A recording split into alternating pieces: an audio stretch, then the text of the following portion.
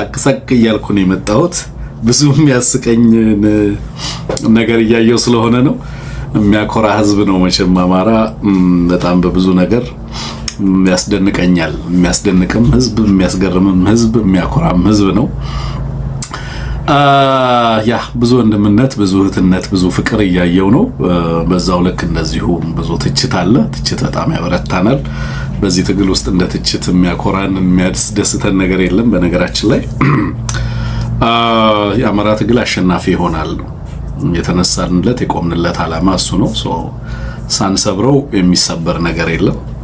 ለዛ እየሰራን ያለ ነው። ስለዚህ ብልጽግና አሁን ምን ተናገሩ፣ ምን አሉ፣ ቤት ገቡ፣ ቤት ወጡ ማለት የጀመረበት ዘመን ነው። ኢትስ ቬሪ ቬሪ ኢንትረስቲንግ። በነገራችን ላይ ይሄንን ፓኒክ ማየታችን ማለት ነው። እዚህ ጋር እንደምትመጡ እናቅ ነበር እና ገና አልጀመርናችሁም ስንል የነበረው ለዚህ ነው።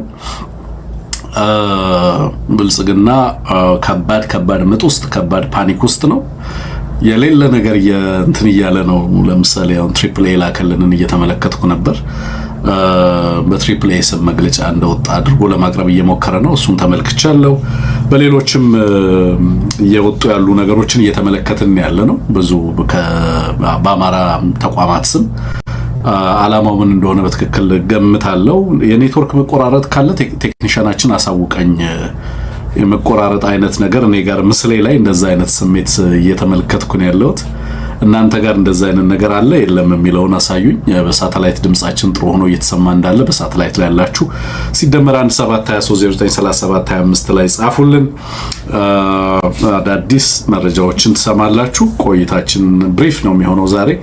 አጠር አድርገን ለመቆየት እንሞክራለን። ስለዚህ ፕሮግራማችንን እንደተለመደው ላይክ በማድረግ ሼር በማድረግ የዩቲዩብ ቻናላችን ቤተሰብ ያልሆናችሁ ደግሞ የዩቲዩብ ቻናላችን ቤተሰብ ሁኑ። ሰብስክራይብ አድርጉት ይሄን ቻናል። አጀንዳ ሆነን ከርመናል። አይ ቲንክ በቀጣይ ገና ስራችንን ብዙ መስራት አልጀመርንም። በእኔ እምነት አማራን መስራት ማገልገል ያለብን ልክ አይደለም እያገለገልን ያለ ነው። በጣም ብዙ ምንሰራቸው ስራዎች አሉ። ወሳኝ ምዕራፍ ላይ ግን እንዳለን በደንብ መታወቅ አለበት። ስለዚህ በምን አወቅሽበት ነው እና ብልጽግና በጣም መጫው ከጀመረ በጣም ከባድ ነገር አለ ማለት ነውና ያንን በደንብ መገንዘብ ያስፈልጋል። ጠበቅ ነው በያላችሁበት ቦታ የጀመራችሁትን ነገር ሁላችሁም ጠበቅ አድርጋችሁ መያዝ። ማህበራት ጠንከር ማለት ነው። የአማራ ተቋማት በደንብ ጠንከር ማለት ነው። የኢትዮጵያ ውስጥ ያላችሁ ኃይሎችም እንደዚሁ በተለያየ መንገድ ያላችሁ ጠንከር ማለት ነው። there is only one way ብልጽግናን የማናሸንፍበት፣ እሱም አለመተባበር ይባላል። ከዛ ውጭ ያለው መንገድ አብዛኛው መንገድ ብልጽግናን የምታሸንፍበት መንገድ በጣም ክፍት ነው። ስለዚህ ያንን በደንብ አውቆ በደንብ ይሄንን ጩኸት ማስጮህ ያስፈልጋል። እንደዛ ሲሆን ነው እየሰራ እንደሆነ ፊልም እናደርገው ማለት ነው። መበርታት ነው። ስለዚህ ዛሬ ይዘንላችሁ ከመጣናቸው ጉዳዮች አንደኛው ጦር ከአማራ ክልል እያወጣ ነው ብልጽግና።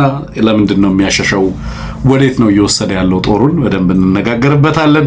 ዓላማውና ምክንያቱ ምን እንደሆነ እንነግራችኋለን። ጀነራሉ ከዚህ በኋላ አንሸሽም የሚል ለጦሩ ያስተላለፈው መልእክት አለ። ይሄ ጀነራል ማን ነው? ምን ማለት ነው? ከዚህ በኋላ አንሸሽም የሚለውን እናነሳለን። ፕሮፓጋንዳው እንደዚሁ በጣም ተጠናክሮ ቀጥሏል። በተለይ ደግሞ በዚህ በጸረ ብልጽግና ትብብሮችን በማክሸፍ ረገድ የተሰማሩ ተቋማትን፣ ግለሰቦችን ታርጌት ያደረጉ በርካታ ስራዎች እየተሰሩ እንዳሉ እየተመለከትን ያለ ነው። አይ ቲንክ ምን ጠብቀውና ኤክስፔክት ያደረግነው መሆኑን በደንብ ማወቅ ያስፈልጋል። እዛ ላይ ምላሽ እየሰጡ መሄድ ተገቢ ነው የሚሆነው። እዛ ላይ እንሰራለን። ሌላው ተላላኪነቱ በርክቷል። እንደዚሁ ዲፕሎማሲውንም ተላላኪነቱንም ሽምግልናውንም የማይልከው ሰው የለም። ብልጽግና ባይዘው ተቋማት ጋር ግለሰቦች ጋር ሽማግሌ የማይልከው ነገር የለም። በማይመጣበት መንገድ የለም። ምጥ ላይ ነው ያለው። ክሊርሊ በማይሄድበት የማይገባበት የማይባጥጠው መንገድ ምንም ነገር እንደሌለ እየተመለከትን ያለ ነው። እጅግ በጣም የሚያስደንቅ ነው። ብልጽግና በዚህ ደረጃ ላይ ያልገባን ነገር ሁሉ እየሆነ እንዳለ ነው እንድናውቅ ያደረገን። የብልጽግናን ፓኒክ ስንመለከተው ምን እየመጣ እንዳለ በትክክል እንድንመለከት እድል የፈጠረ ይመስለኛል። እሱን እናነሳላችኋለን። ሌላ የድሮንን በተመለከተ በኢትዮጵያ በተለይ ደግሞ በትግራይ በርካታ ድሮኖች ታይተዋል። የኢትዮጵያ መንግስት ኦን የማያደርጋቸው ግን ደግሞ ሌሎች ድሮኖች ታይተዋል በሚል በብልጽግና ቤት ከትናንት ማታ ጀምሮ በጣም በስፋት የሚወራ ፕሮፓጋንዳ እንዳለ ተመልክቻለሁና ዓላማው ምንድነው? በነገራችን ላይ ይሄንን በተመለከተ በተደጋጋሚ ፕሮግራም ስንሰራ ስለነበረ ምናልባት በኋላ ካነሙት ጋር እንድናነሳው ከፈቀዳችሁልን ይሄንንም እናነሳዋለን። ከዚህ በፊት ምን ብያችኋለሁ? ብልጽግና ሁሉ ጊዜ የሚመጻደቅበት ነገር የቴክኖሎጂ ሞኖፖሊ እንዳለው ነው። የቴክኖሎጂ ሞኖፖሊ፣ የቴክኖሎጂ የበላይነት፣ የመረጃ የበላይነት፣ የትጥቅ የበላይነት፣ ሞኖፖሊ ኦፍ ቫዮለንስ፣ ሞኖፖሊ ኦፍ ፋይናንስ፣ ሞኖፖሊ ኦፍ ኢንፎርሜሽን፣ ሞኖፖሊ ኦፍ ስቱፒዲቲ ወሬቨር የሁሉም ነገር ሞኖፖሊ እንዳለው ያስብ የነበረ ነው። እኔ ታው ገዳማትን በድሮን አትምቱ፣ ይሄ ነገር ፍሊፕ ያደረገለት መደበቂያ ታጣላችሁ። ቴክኖሎጂው እናንተ ጋር ብቻ አይደለም ያለው፣ እረፉ። ይሄን ፕሬሲደንት ግን ሴት አታድርጉ። አደገኛ ጨዋታ ነው። ሱዳን ውስጥ ምን እንዳስከተለ ታውቃላችሁ። አቁሙ። በተደጋጋሚ ስለነበረበት ምክንያት አሁን ብልጽግና ላይ ማያት ፓኒክ እንድትታይ ምክንያት ሆኗል። እሱንም እናነሳለን። እስከ ፍጻሜያችን ድረስ አብራችሁን ቆዩ። ሰብስክራይብ አድርጉ፣ ሱፐር ቻት ግዙ፣ ስቲከር የገዛቸው ኤቢሲን አበረታቱ። ሲደመር 1730937 ዜል እና ካሻፕ ማድረግ ይችላል። ኤቢሲ ተቋም ነው፣ ድጋፍ ይፈልጋል። ብዙ ስራ መስራት ይኖርብናል። ትግል ነው፣ መጠነ ሰፊ ትግል ነው የምናደርገው። እነዚህ ትግሎች አቅም ይጠይቃሉ። እነዚህን አቅሞች ደግሞ መፍጠር ያለበት ማህበረሰባችን ነው። ማህበረሰባችን የሚፈጥራቸው ተቋማት ናቸው ነገ ላይ እና ዛሬ ላይ ያለውን የህብረተሰባችንን ትግል ተሸክመው ወደፊት እንዲያስኬዱ የሚጠበቅባቸው ብዬ አምናለሁና በዚህ ረገድ ያለማቋረጥ ድጋፍ የምታደርጉ አላችሁ። ያለማቋረጥ በቃ ሌት ተቀኛ በመጣን ቁጥር ለኛ ስቲከር እየገዛችሁ ኤቢሲን ለመበረታታት ጥረት የምታደርጉ በጣም የምትገርሙኝ ወንድሞች አላችሁ። በዛው ልክ ደግሞ ዝም የምትሉ ኒውትራል የምትሆኑም አላችሁ። አቅማችሁ በፈቀደ መንገድ ይሄን ትግል አግዙ። ለወል ህልውናችን፣ ለህዝባችን ነገ፣ ለህዝባችን ዛሬ የሚከፈል ማንኛውም ነገር ማለት ነው። አምነንበት እናድርግ። የተሰለፍንበት ትግል ምንድነው አቺቭ ማድረግ የምንፈልገው የሚለውን በደንብ አውቆ በዛ ልክ ርብርብ ማድረግ በጣም የተገባ መሆኑን መገንዘብ ያስፈልጋል። ኢንተርምስ ኦፍ ኢኮኖሚክስ ብዙ ጊዜ ያወራዋለሁ። እነዚህ ተቋማት ላይ ኢንቨስት የምታደርገው አሜሪካን ሀገር ለምሳሌ ምርጫ ሲኖር ባለሀብቶቹ ምናምን በተለያየ መንገድ ድጋፍ ያደርጋል፣ ያሰሉታል። በእያንዳንዱ ስርዓት ውስጥ የነሱን ሚና የነሱን አስተዋጽኦና በርክቶ በሀገር ውስጥና ተቋማት በመገንባት ሂደት ውስጥ በሀገር ውስጥ በፖለቲካ ላይ የሚኖረውን ተጽዕኖ በደንብ ያሰሉታል። ባለሀብቱ በየተቋማቱ ላይ የሚያደርጋቸው ኢንቨስትመንቶች ኢን ኢኮኖሚክ ተርምስ ሊሰሉ የሚችሉም ጭምር ናቸው።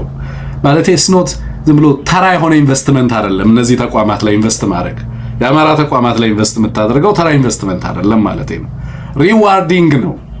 ኦኬ ነገ በሀገሪቱ ውስጥ በሚኖር ሚና በዚህ በትግል ሂደት ውስጥ በሚኖር ተሳትፎ ቀላል ዝም ብሎ ተራ ነገር አይደለም ማለት ነው። ለወገን የሚሰጥ ነገር፣ በዚህ ትግል ውስጥ የሚከፈል ነገር ዝም ብሎ የሚደረግ ከተረፈን የሆነ ነገር አድርገን ከተረፈን የምናደርገው ነገር አይደለም። አክቹሊ ከመቀነታችን ፈተን ከጉለታችን ልናደርግ የሚገባው በዛ ልክ ማሰብ ያስፈልጋል ለማለት ነው። ይሄንን እያሰብን እንስራ። ወደ ፕሮግራማችን እንለፍ። ወንድም አንሙትን ልጋብዘው። እየሳቀ ነበር አንሙትም ብልጽግናን ትርምስ እያየ። እስኪ ወደ ሚዲያ ልጋብዘውና ሰላምታውንም ያቅርብ፣ እናንተንም ሰላም ይበል፣ ፕሮግራማችንንም እናስኪድ።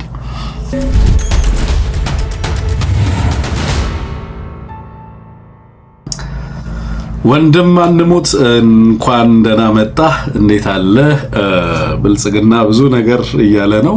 እንደ ቆርቆሮ በርሜል ነው እየጮኸ ያለው።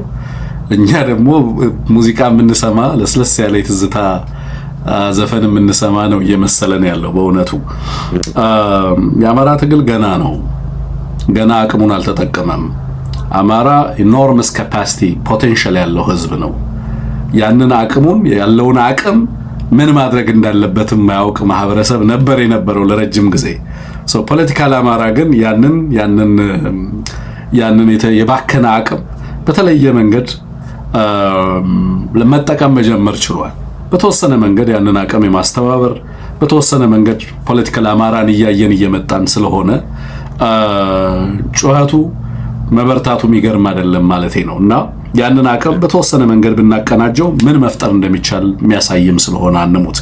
ስለዚህ እንኳን ደህና መጣህ አድማጭ ተመልካቾቻችንን ሰላም በልና አንሙት። መጀመሪያ ማነሳለት ጥያቄ ይኖራል። መጀመሪያ ግን ሰላምታህን አቅርብላቸው። መልካም እንኳን ደህና መጣህ አንተም የኤቢሲ ቤተሰቦች። የኤቢሲ ብሬክዳውን ላይ ኤቢሲ ትንሽ ድምጼ ጥሩ አይደለም፣ ይቅርታ ጠይቃለሁ አስቀድሜ። ኤቢሲ ሳተላይት ቲቪ ላይ እንደዚሁም በረምብል ገጻችን የምትከታተሉ ሁላችሁም ሰላም ለማለት እወዳለሁ። ሁልጊዜ የኤቢሲ ደጋፊዎች፣ ቤተሰቦች፣ ሞዴሬተሮቻችን ሁላችሁንም ሰላም ለማለት እወዳለሁ። ስስቅ ነበረው ያሳቀኝ የነበረው ብዙ ነገር ነው እንደማለው። በነገር ላይ በጣም የቀረብክበት ፕሮግራም ትልቅ ዓላማውን ያሳካው በነገራችን ላይ በከፍተኛ ደረጃ እዛ የተገኘበትን ዓላማ ያሳካ ግቡን የመታ እንደሆነ በዚህ አጋጣሚ ደግሜ ማንሳት ፈልጌያለሁ። ከትናንትና ጀምሮ ማህበራዊ ሚዲያው ሌላ አጀንዳ የለውም፣ ቲክቶኩ ሌላ አጀንዳ የለውም። ያ ሁሉ ሰው እንዳልተሳተፈ አጀንዳ የሆንከው አንተ ነህ። ትንግርቱ ለትንግርቱ ነው የሚወራው፣ የትንግርቱ ንግግር ነው እየዞረ ያለው። ይሄ በጣም በከፍተኛ ደረጃ መሳካቱን የሚያሳይ ነው። እውነት ለመናገር እንዴት ትርጉም ያለው ዝግጅት እንደነበረ በምን ያህል ደረጃ እንረክ እንደተጠቀምክበትና ተጽዕኖ እንዳሳደርክ የሚያሳይ ነው። እውነት ለመናገር አሁን ሰው ሁሉ የሚያወራው ሌላ ነገር አይደለም፣ እየተወራ ያለው ትንግርት ነው በየማህበራዊ ሚዲያው። እንዳልከው የብልጽግና ሰዎችና ይሄ በአማራ ትግል ውስጥ አለን የሚሉ ስልታዊ ብልጽግናዎች ደግሞ አሉ። የአማራ ትግል ደጋፊ ይመስሉሃል፣ ግን ዋና ዓላማቸው ብልጽግናን ፕሮቴክት ማድረግ ነው። ዋና ዓላማቸው የአማራን ታጋይ መቀጥቀጥ ነው። ዋና ዓላማቸው ትግሉን ማጥቃት ነው፣ አማራውን ማጥቃት ነው። ስለዚህ ትንግርቱ ላይ ድንጋይ ሲወረውሩ ትንግርቱ ላይ አይደለም ነሰሰሪ ድንጋይ እየወረወሩ አንዳንዶቹ ቀናት ነው ምናቃቸዋል። ቀናተኞች አይቻቸዋል። እኛ ለምን አልተገኘንም? እኛ ለምን አልተሰማንም? እንዴት ትንግርቱ እዛ ይገኛል? ገና ምን አይተህ ለዚህ መልሳችን ገና ምን አይተህ? ገና ስንት ጀግና አለ? ገና ብዙ ቦታ ገና ብዙ መድረክ ላይ እንገኛለን። የነሱ እንዳለ ሆኖ ግን የአማራውን ኮዝ ፕሮቴክት በማድረግ የአማራውን ኮዝ በዚያ መድረክ በማቅረብ የተበሳጩ ወይም የመድረኩን አውድ ያልተረዱም አይቻለሁ። መድረኩ ምንድነው? ምን አይነት አውድ ነው ያለው? እንዴት እንደዚህ አይልም? አንዳንዶቹ ያላዩ ናቸው፣ አላዩትም። ለመሳደብ ዝም ብለው መድረክ የፈጠሩ አሉ፣ ያላዩ ያላዳመጡ። ኤኒዌይ ባጭሩ ማለት የሚቻለው ስኬታማ ነበር ወንድም አለም፣ ልትኮራ ይገባል። ገና ብዙ መድረክ ላይ ገና ከዚህ በኋላ መድረኮች እንደው አይ ቲንክ የመድረኩ ዓላማን በደንብ ተገንዝበን ነው እና አስልተን ነው። ዝም ብሎ እኔ በራሴ በግልም ወስኜ አይደለም። አማራዊ አቋም ተቋማዊ አቋም ይዘንበት እንደ ኤቢሲ መድረኮችን አስልተን ነው። ዝም ብሎ በየቦታው አይገኝም። አማራ እያንዳንዱን ነገር ያሰላል ማለቴ ነው። ከዛ በኋላ ያለውም ሪአክሽን ኤክስፔክት የምናደርገው ኳንቲፋይ የምናደርገው ነው። አሜን እያንዳንዱን ነገር ማቴማቲካል በሆነ መንገድ ማስቀመጥ የምንችልበት ደረጃ ስለደረስን የምንጠብቀውም ነገር አለ። ግን አማራን ማገልገል ገና አልጀመርንም ነው። አንሙት። ለአማራ ትግል አማራ በጣም የሚገራርሙ ጀግኖች አሉት። የአማራ ሕዝብ በራሱ ልጆች ይተማመን። ሚደንቁን እኛ ራሳችን ቆመን አፋችንን ከፍተን የምንሰማቸው ልጆች መሬት ትግሉ ላይ ያሉት አማራ ሰምተን የማንጠግባቸው እንደ አይናችን ብሌን የምንሳሳላቸው አሁን ሚዲያ ላይ የማታቋቸው ሃይሊ አድቫንስድ የሆኑ የምንደነቅባቸው ልጆች ትግሉ ላይ ያሉ አቅማችንን አናውቀውም። ምን አይነት አቅም እንደተፈጠረ ብዙ ሰው አያውቅም። ዝም ብሎ የመሳሪያ አንግቶ ምናምን የሚደረግ ትግል ብቻ ነው የሚመስለው። ምን እየተፈጠረ እንዳለ አያውቀውም አብዛኛው። እና አማራ ፓኒክ የሚያደርግበት ዘመን አይደለም። እኛ መድረኮች ላይ ስንገኝ አቅማችንን አውቀን ነው የምንገኘው። ላልተደራጀ ማህበረሰብ አንሙት። የወትሮ አማራ ቢሆን እዛ መድረክ ላይ አልገኝም። እኔ አቅሙን ስለማቅ ነው እዛ መድረክ ላይ የምገኘው። አማራ ምን እንደሆነ እያወቅኩ ስለመጣው ነው። የት መድረክ ላይ ምን አይነት አቅም እንደፈጠረ ህዝባችን ስለምረዳ ነው ማለት ነው።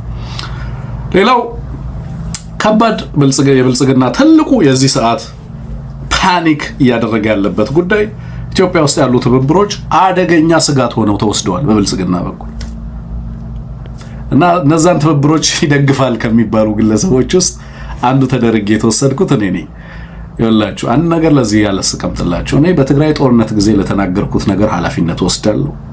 ኦኬ ኃላፊነት ወስዳለሁ። በየትኛውም ጊዜ ለመጠየቅ ዝግጁ ነኝ። የተናገርኳቸውን ነገሮች ሁሉ አውቃቸዋለሁ። ኤአይ አይደሉም፣ ራሴ የተናገርኳቸው ናቸው። ኃላፊነትም ወስድባቸው ናቸው። ኦኬ ልጠየቅባቸው ዝግጁ ነኝ።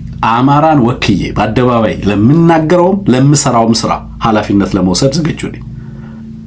ኃላፊነት መውሰድ የማይችል ሰው በአደባባይ መቆም የለበትም።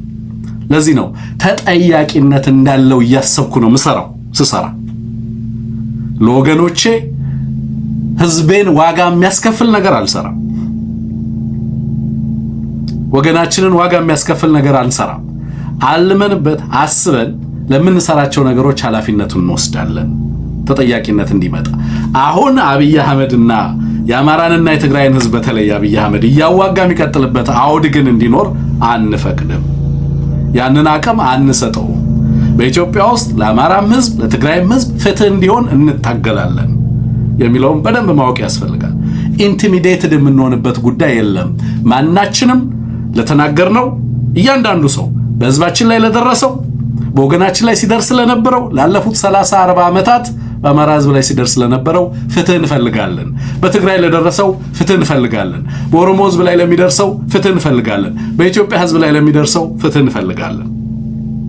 ለዛ እንሰራለን። ፍትህ እንዲረጋገጥ ማንም ከህግ በታች ከተጠያቂነት በላይ አይሆንም።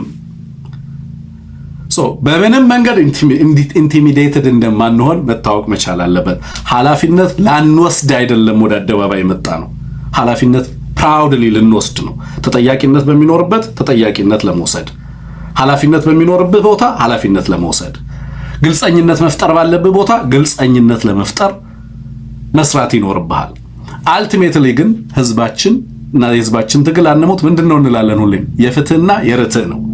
ፍትህ ለአማራ ሆኖ ለትግራይ ማይሆንበትን ምክንያት እንታገለዋለን። ለትግራይ ፍትህ ሆኖ ለአማራ ማይሆንበት ምክንያት አይኖርም።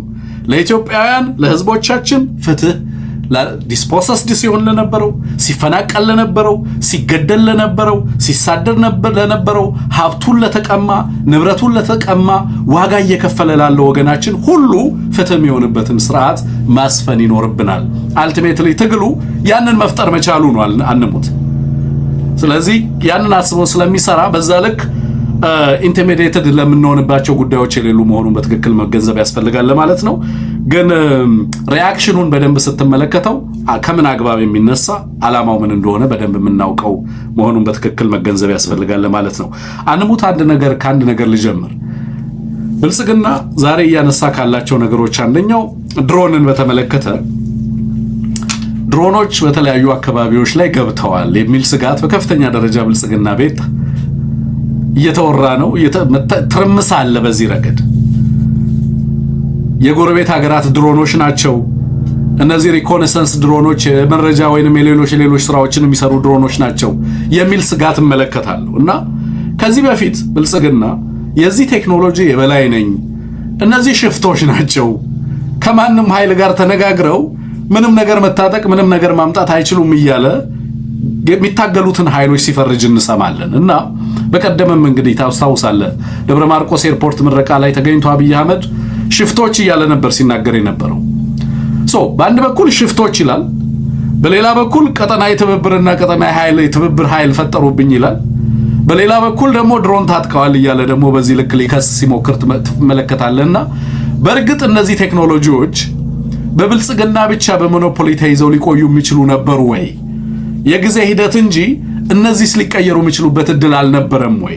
በአማራ አብያተ ክርስቲያናት ላይ፣ በትግራይ ህዝብ ላይ፣ በአማራ ህዝብ ላይ፣ በኦሮሞ ህዝብ ላይ፣ በተለያየ ቦታ ላይ እነዚህን ነገሮች ያለምንም ከልካይነትና ተጠያቂነት በህዝብ ላይ ድሮኖችን ሲጠቀም በጊዜ ሂደት እነዚህ ቴክኖሎጂዎች የታጠቁ ኃይሎች እጅ ሊገቡ ይችላሉ ብሎ አለማሰቡን እንዴት ተመለከተዋለህ የሚለው ላይ ሐሳብ ብትሰጠኝ ብዬ ነው። በዚህ ብንጀምር ልክ ነው። ይሄ አሁን ምንድነው ዘመኑ ብዙ ነገሮችን የስቴት ሞኖፖሊን አስቀርቷል አይደለም? ለምሳሌ ድሮ መንግስት የመረጃ ሞኖፖሊ ነበረው። ሲፈልግ ነው መረጃ የሚሰጥህ። የመረጃ ምንጩ መንግስት ነው የነበረው። የመንግስት ሚዲያ ብቻ ነው የነበረው። ሞኖፖሊ ነበረው። አሁን የመንግስት ሞኖፖሊ የሚባሉ ነገሮች በሙሉ እየተነጠቀ ነው ያለው። ለምሳሌ አሁን ባለንበት ሁኔታ የሞኖፖሊ ቫዮለንስ ሌላው ይቅርና የመንግስት ብቸኛ የኃይል አማራጭነትና የኃይል ባለቤትነት እንኳን እየቀረ ነው ያለው።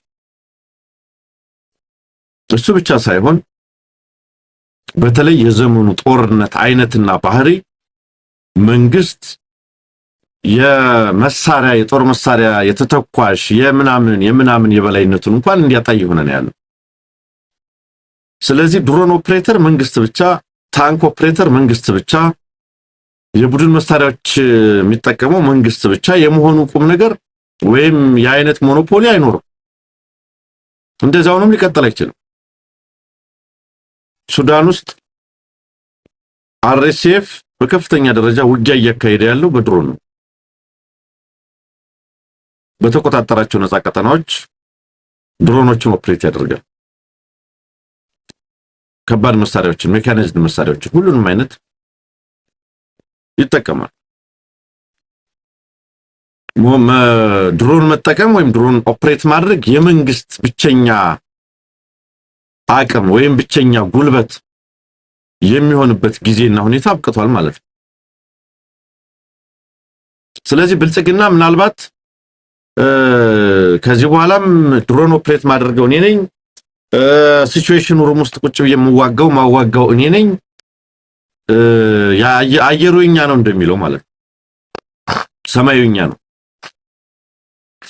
እነሱ እንደሚሉት ሰማዩ እነሱ ሆኖ ሊቀጥል አይችልም። ሁልጊዜ ደግሞ ምድሩን እየተነጠቅ ሰማዩ እኔ ነው ማለትም አይቻልም። ስለዚህ በቀጣይነት ሰማዩ እኔ ነው እየተባለ የኢልማ መርዳሳ መስሪያ ቤት ድሮን በብቸኝነት ኦፕሬት እያደረኩ ይቀጥላል። ምክንያቱም ኢትዮጵያ ውስጥ የተፈጠረው አንድ ትልቁ ቁም ነገር ወይም ሁኔታ ምንድነው? የመንግስት ሞኖፖሊ ኦፍ ቫዮለንስ ጠፍቷል ሲባል ኢትዮጵያ ውስጥ የተለያዩ ፓወር ሴንተርስ ተፈጥረዋል።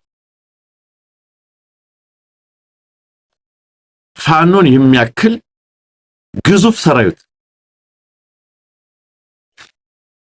ዛሬ ተመረቀው ስታይ ነበር፣ ፎቶግራፍ ስታይ ነበር አይደለም? ዛሬ ቴዎድሮስ ያስመረቀው ሰራዊት ይሄ እኮ አንቲንከብል ማሰብ እኮ አይቻልም። መሀል ሀገር ቁጭ ተብሎ ወረዳ ተቆጣጥሮ በዚህን ያክል መጠን ሰራዊት አሰልጥነ እንደዚህ ባለ መድረክ ሰራዊት ማስመረቅ እንዲህ ያለ ኢንሰርጀንሲ አለ እንዴ? አሁን መንግስት አለ እንዴ? እስቲ ዜር ያሳይ። ትናንትና 206ኛ ኮር 145 ቀበሌዎችን ተቆጣጥሮ 145 ቀበሌዎች ላይ ክትባት ሲሰጥ ነበረ። ከቀይ መስቀል ጋር ሆኖ ከካርተር ሴንተር ጋር ሆኖ። ስለዚህ ፓወር የመንግስት ብቻ የሚባለው ነገር ቀርቷል። ድሮንም የመንግስት ብቻ መባሉ ይቀራል። ታንክም የመንግስት ብቻ መባሉ ይቀራል። ይሄ ጥያቄ የለው። የኃይል ሚዛን ለውጡ የሚጀምረው ከሰራዊት ነው። ኢንፋክት ከፖለቲካው ከአመለካከት ከምን የሚነሳ እንዳለው ነው። ስለዚህ በሰራዊት ቁመና፣ በሰራዊት ዓላማ፣ በሰራዊት ኮዝ የኃይል ሚዛን ለውጥ ከመጣ በኋላ የተተኳሽ የኃይል ሚዛን ለውጥ እኮ ቀጥሎ የተተኳሽ ኃይል ሚዛን ለውጥ ያመጣል። የቴክኖሎጂ ሚዛን ለውጥ ያመጣል። አሁን ብቸኛ አገዛዝ የቆመባት ብቸኛዋ መሰላል አውሮፕላንና ድሮን ሄሊኮፕተር። መቸለታ ደግሞ ስንመለከት እንደነበረው ማርቲን ፕላውትም ጽፎት ስናነብ እንደነበረው በደብረ ዘይት በባህር ዳር በአፋርም ወሰደ መሰለኝ የኤምሬትስ ቴክኒሻኖች ደብረ ዘይት አየር ኃይል ውስጥ መስጊድም ሰርቶላቸዋል ለኤምሬቶቹ ማለት ነው። ብቸኛ የተንጠላጠለባት እች ነች። ለዛ ነው ሰማዩ የኔ ነው የሚለው። መሬቱን እናስለቅቀውና ወደ ሰማይ እንልከዋለን ሰማዩን ስለወደዱ።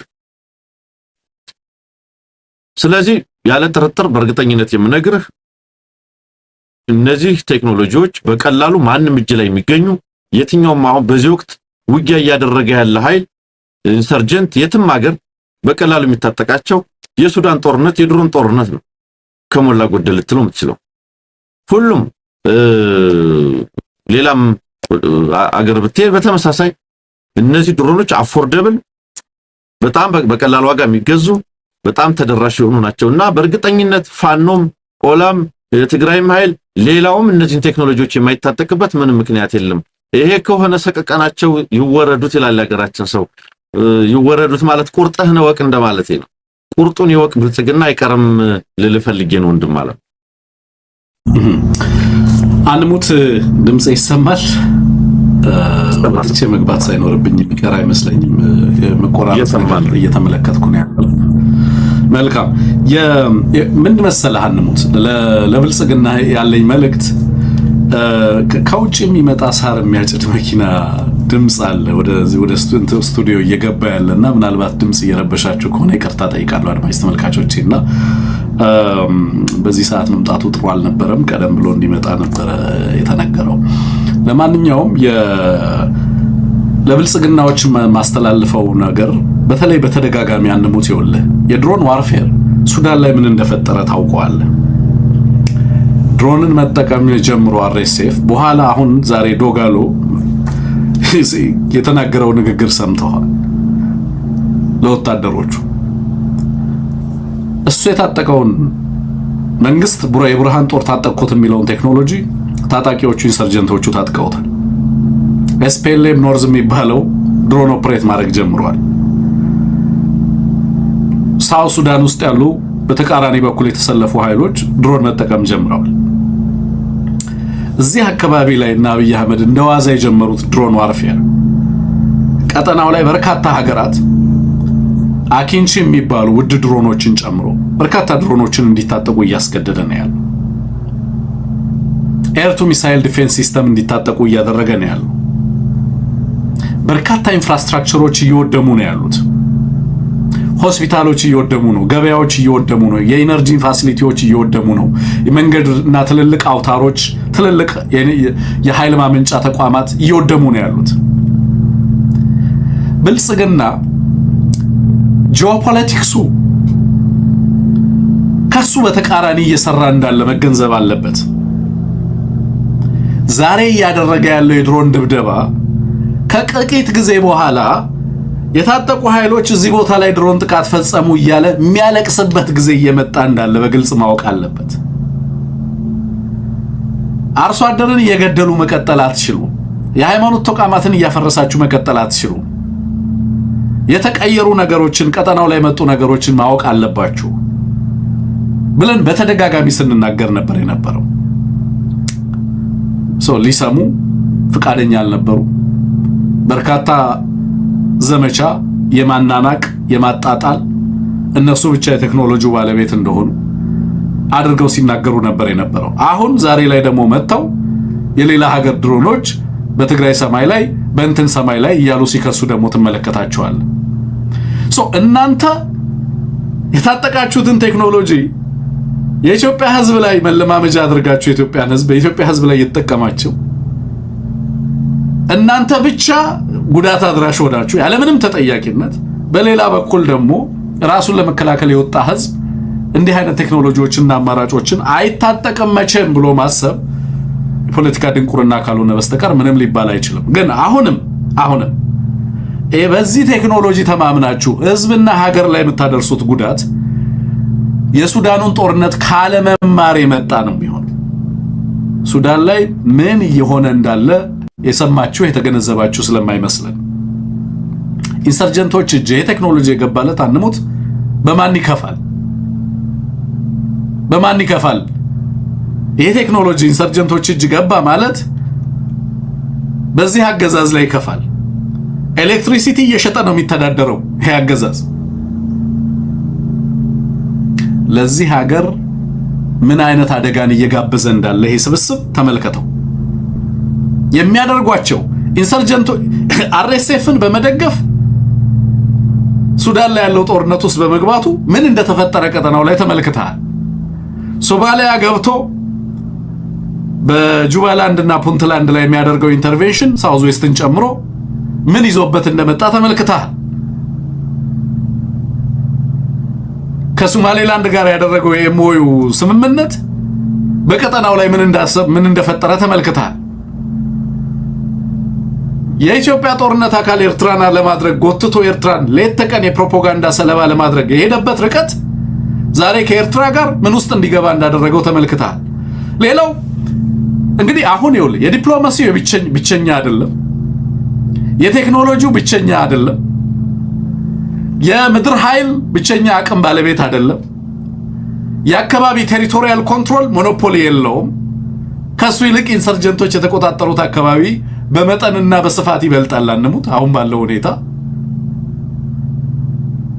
የአብዛኞቹ ቴክኖሎጂ፣ የፖለቲካ የበላይነት፣ የተቋማዊ የበላይነት፣ የፕሮፓጋንዳ የበላይነት፣ የሳይኮሎጂካል ወርክ የአብዛኛው ነገር የበላይነት ከብልጽግና እጅ እየወጣ ዛሬ ብልጽግና አድኖኝ የሚል የሐሰት መረጃዎችን የሚለጥፍ በዲስኢንፎርሜሽን ለምሳሌ አሁን ትሪፕል ኤ ዛሬ ስንገባ ስቱዲዮ የላከልንን ተመልክተዋል። አንሙት ቴድን የላከልን ከምንድነው የሚለው የተለጠፈው እንግዲህ በብልጽግና ሰዎች ገጽ ይመስለኛል።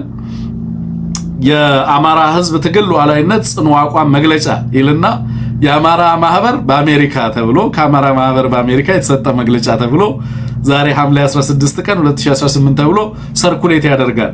የአማራ ማህበር ሊቀመንበሩ ነው አድማጭ ተመልካቾቼ በቀጥታ ይላከልኝ አማራ አሶሲዬሽን ኦፍ አሜሪካ የሚባለው የሱ ሰብሳቢ የሆነው ቴዎድሮስ ትርፌ እሱ ነው ይላከልኝ። ፌክ ነው እጅግ በጣም ደካማ ደግሞ ባለፈው በኦላ ስም ለፈትሮ ወርቅና ለትግራይ መንግስት ምላሽ ተሰጠ ተብሎ ሰርኩሌት አደረጉ። ዛሬ ደግሞ በአማራ ማህበር የአሜሪካ የአማራ ማህበር ደግሞ ሎጎው ምኑ ጽሁፉ እንዴት ደካማ የፕሮፓጋንዳ ቲም እንዳላቸው የምታየው አይጠነቀቁም። ሁላ የሚጠቀሙት ቃልና ፊደል እንኳን ትርጉም አይሰጥም። ምን አይነት ተራ ስብስብ እንደሆነ የምታውቁት ማለት እና ምንድነው የሚለው የተላከልን ኖቲስ ከትሪፕል ኤ የተወሰኑ በማህበራዊ ሚዲያ ገጾች በብልጽግና ገጾች አንድ ሐሰተኛ መግለጫ እየተሰራጨ መሆኑን አረጋግጠናል ይላል። ከዚህ በታች የሚታየውና የትሪፕል ኤን አርማ ሌተር ሄድ የያዘው እንዲሁም ጁላይ 23 2026 ዓ.ም የሚል ቀን የተጻፈበት መግለጫ ትክክለኛ እንዳልሆነና በትሪፕል ኤ እንዳልተዘጋጀ ለደጋፊዎቻችን ለህዝባችን እናሳውቃለን። ይህ መግለጫ የመነጨው ከኦሮሞ ብልጽግና ፓርቲ አገዛዝ አፈቀላጤዎች ገጽ እንደሆነ ለማወቅ ተችሏል። በተጨማሪም ኦፊሴላዊ የትሪፕል ኤ መረጃዎች የሚለቀቁበትን ኦፊሴላዊ የማህበራዊ ሚዲያ ገጾችን ላይ ብቻ ነው በትሪፕል ኤ ኦፊሴላዊ ገጾች ብቻ ነው የሚለቀቀው። ከዛ ውጪ ይበቃል ቴክኒሻናችን ልታነሳው ትችላለህ የሚል ነገር ትሪፕል ኤ ጽፎልናል ማለት ነው። ሶ ምን ለማለት ነው ብልጽግና እንግዲህ የሚያደርገውን ተመልከት። በኦላ ስም መግለጫ አወጣው ይላል፣ በትሪፕል ኤ ስም አወጣው ይላል፣ በፋኖ ስምም ነገ ደግሞ መግለጫ አወጣው ይላል፣ በሌሎችም ሰዎች ስም ምናልባት እንደዚሁ መግለጫ ሊያወጣ ይችላል። ማለት ወደ ምን ደረጃ ሬዲዩስድ እንደሆነ ማለት ነው። ባይዘወይ ከዚህ በፊት ብልጽግና አትሊስት መረጃዎችን ፌክ አያደርግም ማለት በግትርነትና በፈጣጣነት መጥቶ ይሄንን አደረግን ይሄንን እያደረግን ነው ብሎ ፈጣጣ ሆኖ ይመጣል እንጂ እንደዚህ በቀላሉ ኤክስፖዝ ሊሆኑ የሚችሉ በዚህ በዲጂታል ዘመን መረጃዎች በደቂቃዎች ውስጥና በሰከንዶች ውስጥ በፍጥነት ሰርኩሌት በሚያደርጉበት ዓለም ተጋላጭነታቸው ሊረጋገጡ የሚችሉበት እድል በዚህ ደረጃ በጨመረበት ዘመን እንደዚህ አይነት ተራጭ እንትን ውስጥ ገብቶ እንደዚህ ሲጨመላለቅና ሲያወካ እናየዋለን ብዬ አላሰብኩኝም። ገና ሳይጀመር ነው እንግዲህ እንደዚህ እየተኮነ ያለው ገና ሳይያዝ ምንም ነገር ማለት ነው። እና ይሄ ህብረተሰባችን አይ ቲንክ በቀጣይ በዚህ ሰሞን በተለይ እየተመለከትን ያለ ነው ከፍተኛ የሆነ ዲስኢንፎርሜሽን መረጃዎችን ፋብሪኬት የማድረግ የሐሰት መረጃዎችን የመልቀቅ ከፍተኛ የሆኑ እንትኖችን መረጃዎችን እርስ በርስ እንትን የማለት ነገሮች እየጨመሩ መጥተዋል። ለኔ ይሄ የሚነግረኝ በምን አወክበት ካልከኛ እንሙት ይሄ እንቅስቃሴ የሚነግረኝ አገዛዙ ያለበትን ደረጃ ነው። አገዛዙ ምን እንደገጠመው ኢን ኤንድ አውት በግልጽ መመልከት ትችላለህ። ይሄንን ዳይሜንሽን ከተሸነፈ እና ተሸንፈናል ብሎ ካሰበ መሬት ላይ ያለው ሰራዊት በምን አይነት ሁኔታ ውስጥና ቁመና ውስጥ እንደሚሆን በግልጽ ትመለከታለህ። ለምሳሌ ምክክር ኮሚሽኑን በተመለከተ ከዚህ በፊት ሰሞኑን ሲያነሱ ሰምተህ ከሆነ ማህበራዊ ሚዲያ ህዝቡ እንዳይመለከት እናሳስባለን ሲል ሰምተዋል። ይሄ ምን ማለት ነው ከምን የመጣ ነው የሚለውን ነገር በግልጽ ይነግርሃል ብዬ አስባለሁ። ማህበራዊ ሚዲያ ህዝቡ እንዳይ ከፌስቡክ ተቆጠቡ፣ በፌስቡክ የሚነገራችሁ ነገር ሁሉ ሐሰት ነው፣ ገና ውሳኔ ላይ አልተደረሰም እያለ ለማስተባበል ዛሬም ሲሞክር ሰምቼዋለሁ። አጠቃላይ ብልጽግና ግን ከዚህ ከፕሮፓጋንዳ ከዲስኢንፎርሜሽን አንጻር ምን አይነት ደረጃ ላይ ይገኛል ብለህ ታስባለህ? አንሙት እንደው በዚህ ላይም ትንሽ ሐሳብ ብታክልበት ማለት ያልከው ነገር ነው። ምንድነው እዚህ ውስጥ የከተተው ነው? አየህ ይሄ ጥምረት ትብብር የሚባለው ነገር ምን አይነት ሰቀቀን እንደፈጠረ ተመልከት። በኦኤልኤስም መሰለታ መግለጫ አውጥተው በዚሁ በተመሳሳይ በእነሱ ፕሮፓጋንዳ አሰራጮች በኩል ሲበትኑ ነበር። አጌንስት ቲፒኤልኤፍ በኦላስም አጌንስት ቲፒኤልኤፍ ነው መግለጫ ሲያወጡ የነበረው። ዛሬ በትሪፕል ኤስም አጌንስት ቲፒኤልኤፍ ነው መግለጫ ያወጣው። ምን ቢገጥማቸው ነው? ምን አይነት ስጋት ነው? ምን አይነት ፍርሃት ነው? አውቀውታል። በነገር ላይ ደግሞ ልክ ናቸው። የኢትዮጵያ ሕዝብ እያደረገ ያለው ትግል ወደ ትብብር አያድግም፣ ይህንን አገዛዝ ለመጣል አይተባበርም ብለው እያሰቡ ከሆነ ትልቅ ስህተት ውስጥ ነው ያሉት።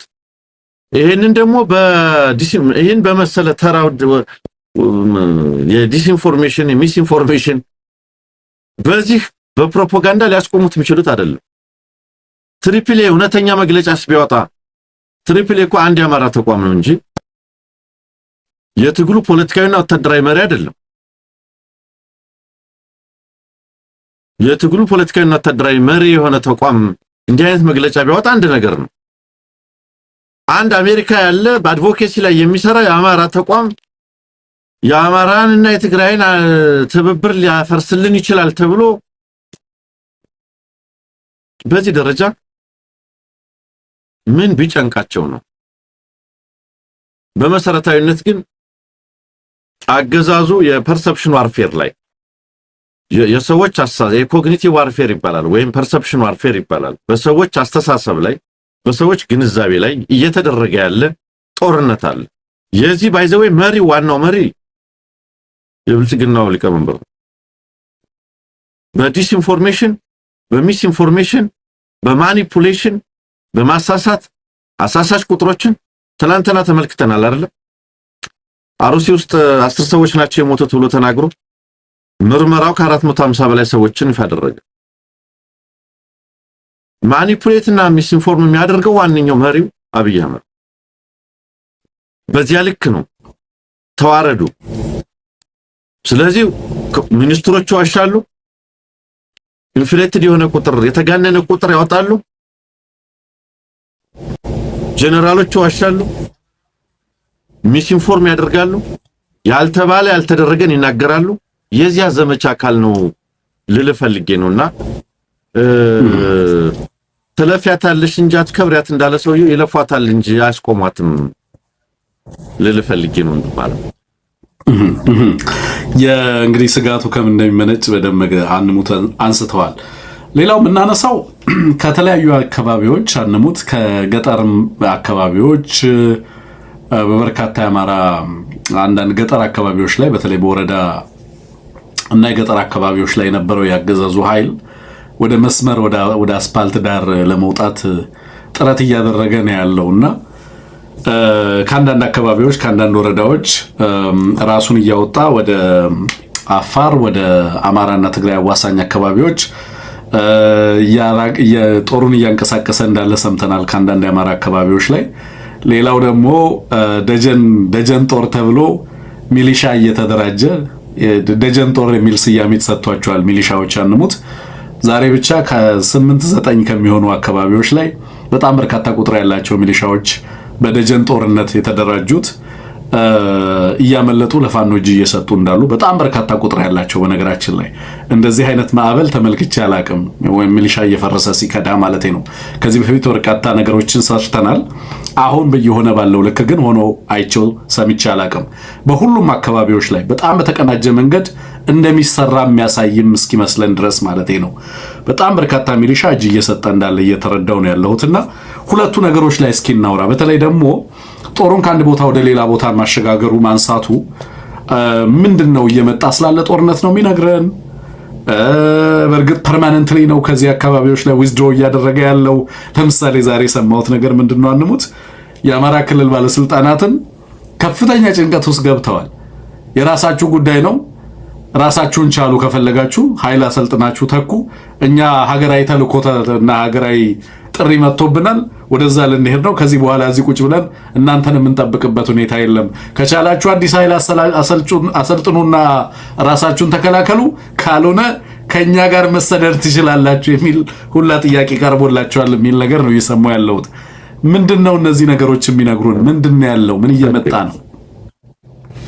እንዲህ ብሏቸው ከሆነ እውነት ለመናገር ትንግርቱ የሚሻላቸው ዝም ብለው ወንድሞቻቸውን እንዲቀላቀሉ በዚህ አጋጣሚ መምከር ነው የምንፈልገው። አንዳንድ የወረዳ ከተሞች ላይ ያሉ ክልል ከተሞች ላይ ዞን ከተሞች ላይ ያሉ ካድሬዎች፣ የሚሊሻ አባላት፣ የፖሊስ አባላት አሁን ጥሩ ወቅት ነው። መከላከያው ወደ ሌላ እየተወሰደ ከሆነ ወደ ድንበር ወደ ላይ እየተሰበሰበ ከሆነ ፋኖን ለመቀላቀል ጥሩ አጋጣሚ ነው፣ ተጠቀሙበት ለማለት ፈልጌ ነው። ግን በአጠቃላይ ምንድነው እየሆነ ያለው? በነገር ላይ የጨነቀ ነገር ነው። ምን ገልጦ ክንብነም ነው ይባላል አይደል? አሁን ሌሎች ዞን ከተሞችን የክልል ከተሞችን ትተህ ሰራዊት አንቀሳቅሰው ወዴት ትሄዳለህ? ባህር ዳርን ፋኖ ይዞ ወልዲያ ላይ ብትዋጋ ምን ይጠቅማል?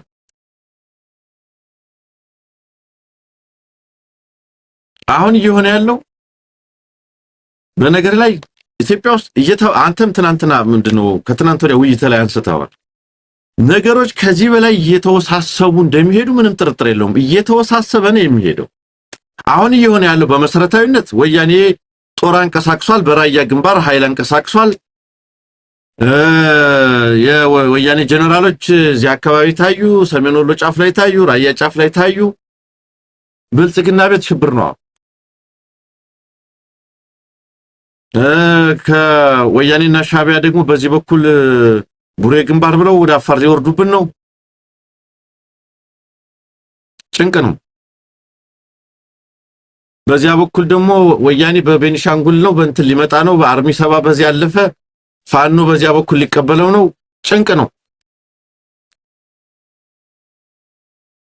ስለዚህ የሆነ የሰው አጥር ይፈልጋል። ሄዶ ጥይት የሚያርፍበት የሰው አጥር ይፈልጋል። ከየአካባቢው አርሶ አደር ከእርሻ ላይ አርሶ አደር እየታፈሰ ከየወረዳው ሚሊሻና ፖሊስ እየታፈሰ አሁን መንገድ ላይ እየተናደ ነው ያለው። በነገር ላይ የቻለ እየወጣ ነው ያለው። አሁን ዛሬ የኢትዮጵያን ወታደር አሳምነህ ልታዋጋ የምትችልበት ኮዝ የለም።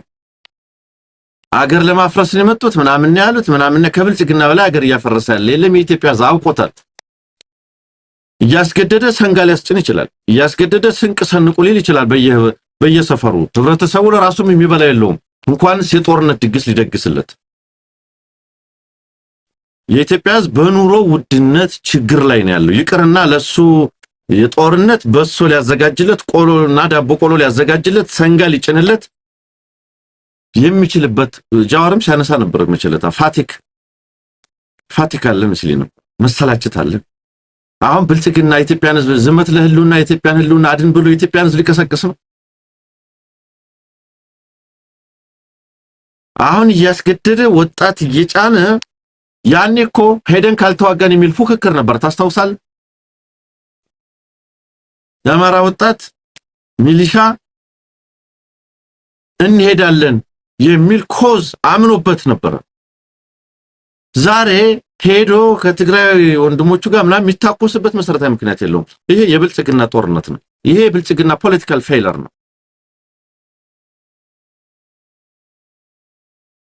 አገዛዙ ያልገባው እና በዚህ ሰቀቀን ውስጥ ዲስኢንፎርሜሽን ውስጥ ሌላም ነገር ውስጥ እንዲገባ ያደረገው እንዲህ ያለ አስገዳይ ዘመቻ ውስጥም እንዲገባ ያደረገው ከሱ በላይ ይኸውልህ ኢትዮጵያ ውስጥ ያሉ ኃይሎች ጸረ አገዛዝ ትግል የሚያደርጉ ኃይሎች እርስ በርሳቸው ካላቸው ልዩነት በላይ የሱ ክፋት እንደባሰባቸው እንደከፋባቸው ይኸውልህ ኦኤልኤ እና ፋኖ ወይም ፋኖና ቲፒኤልኤፍ ወይም ቲፒኤልኤፍ እና ኡጉጉሞ እርስ በርሳቸው ሊኖራቸው ከሚችለው ቅራኔና ልዩነት ይልቅ አገዛዙ ነው ህልውናቸው ስጋት። ይሄ አገዛዝ ነው ጠላታቸው። ከሱ የከፋ ልዩነት የለንም፣ ከሱ የከፋ ቅራኔ የለንም፣ ከዚህ አገዛዝ የከፋ የትኛው ሙጫዊ ኃይል የለም እየተባለ ነው ያለው። አልገባውም። ለዚህ አገዛዝ ለመሞት የተዘጋጀ ዛሬ እኔ ይሄ አገዛዝ አታሉትም ይሁን አሳምኖት ለዚህ አገዛዝ ሄዶ የሚሞት አንድ የአማራ ወጣትና አንድ አማራ አርሶ አደር ሚሊሻ በመኖሩ አዝናለሁ። ለዚህ አገዛዝ ሲል ሄዶ ህይወቱን የሚገብር አማራ በመኖሩ በጣም አዝናለሁ። ምናልባትም የኛው ድቀት ውጤት ነው። ምናልባትም መስራት ያለብን ስራ ስላልሰራ ሊሆን ይችላል። ዛሬም ለአብይ አህመድ ወንበርና ስልጣን የሚሞት አማራ እሱን ለመከላከል እሱን ለመጠበቅ እሱ አዞት የሱን ጦርነት ለመዋጋት የሚሞት አማራ መኖር በጣም አሳዛኝ ነው። ነገር ግን አሁንም ወደ ራያ ግንባር ወደ አፋር ግንባር ሚሊሻ ፖሊስ ወታደር እያንቀሳቀሰ ነው። የአማራ ምንድነው የባዕዴን የሚባለው ይሄ ማን ነው አዴፓ ብልጽግና የሚባለው ኃይል ደቡብ ጎንደር ላይ ደረሰበትን ያውቃል። ባለፈው ልሳን ነው ያወጡት። ጨርሰው ነው ያዛነፏቸው። ሙሉ ለሙሉ እንዳልሆነ ነበር የሆኑት። ያ ታሪክ ይደገማል። ምንም ጥያቄ የለውም። ጀምሮታል። ትናንትና ስንት ቦታዎች ናቸው ፋኖ የገባባቸው? ከተሞች፣ ወረዳዎች፣ በርካታ ቦታዎች። ስለዚህ ያንን መዛነፍ ያንን ሁኔታ መልካም እድል ነው። ፋኖ እንደዚህ ድርጅታዊ አቅም ባጠናከረበት የእዝ ስራ አስፈጻሚዎችን ባቆመበት መዋቅራዊ ቁመናውን እጅግ በጣም ባሳመረበት ሴንትራላይዜሽኑ ማዕከላዊነቱ ወታደራዊ ፖለቲካዊ ስራው በሰመረበት በዚህ ወቅት አገዛዝ እድሜው ማጣሪያ ጊዜ መታነቂያው ጊዜ ሸምቀቆ ውስጥ እየገባ ስለሆነ እሰየው ነው። ሸምቀቆ ውስጥ ነው እየገባ ያለው። ስለዚህ ምንም ጥያቄ የለውም። የወረዳና የዞን ካድሬ የክልል ካድሬ ፋኖን የሚቀላቀልበት ትክክለኛ ወቅት ነው። ዛሬ ያየነው ነው። ይኸውልህ የአንድ ኢንሰርጀንት ስኬት ኃይል መተካት ነው፣ ኃይል ማስፋት ነው፣ አቅም መገንባት ነው። ሌሎች የስኬት መለኪያዎች ፋክተሮች እንዳሉ ሆነው ከ600 በላይ ፋኖ ዛሬ ብቻ በአደባባይ ፎቶግራፉ ብናሳየው ደስ ይለኝ ነበር። ዩቲዩብ አይፈቅድልንም እንጂ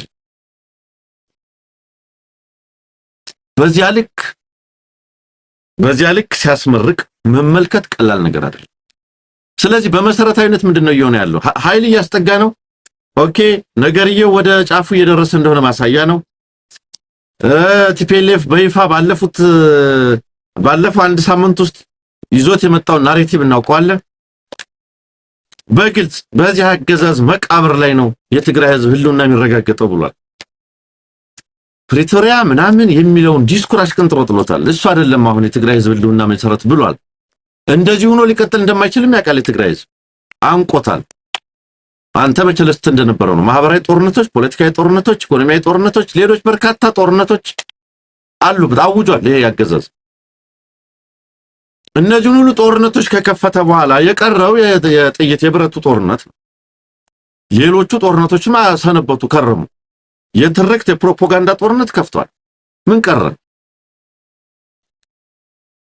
ስለዚህ ያ አይቀር የሆነው አዲሱ ናሬቲቭ የመጨረሻው ጫፍ ላይ የደረሰ ስለሆነ ነው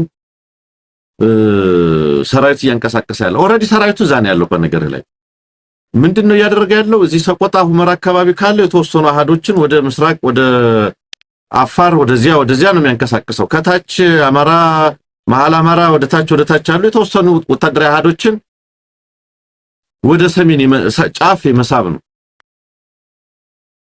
በነገር ላይ አዲስ አበባን በማጠር አዲስ አበባ ላይ ዙሪያውን ምሽግ በመስራት ወይም ጦርነቱን ከአዲስ አበባ በማራቅ አሸናፊ መሆን አይቻልም። ጦርነቱ ወልዲያ ላይ ሊያልቅ ይችላል።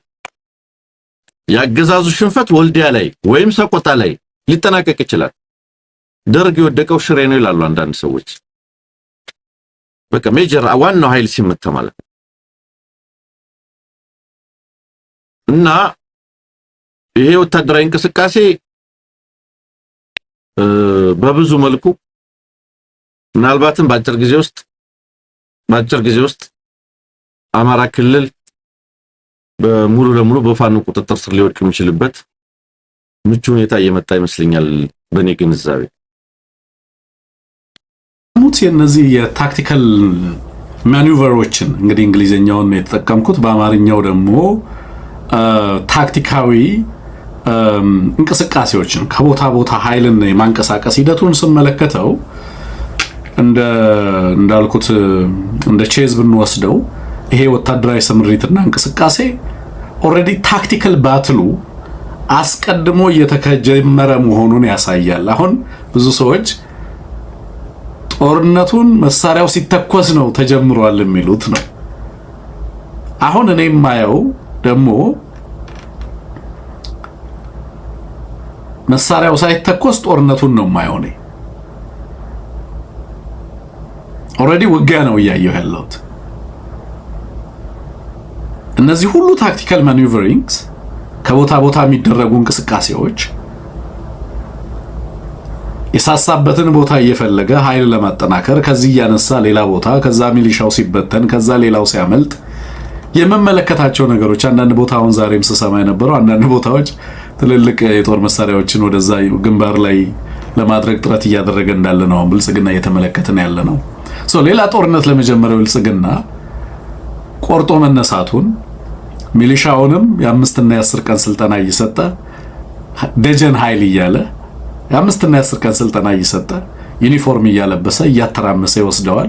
ግማሹ ከዛው ከስልጠና ማዕከል ይጠፋል። እንደዚህ አይነት ትርምስ እንዳለ ትመለከታላችሁ። ግን በዛ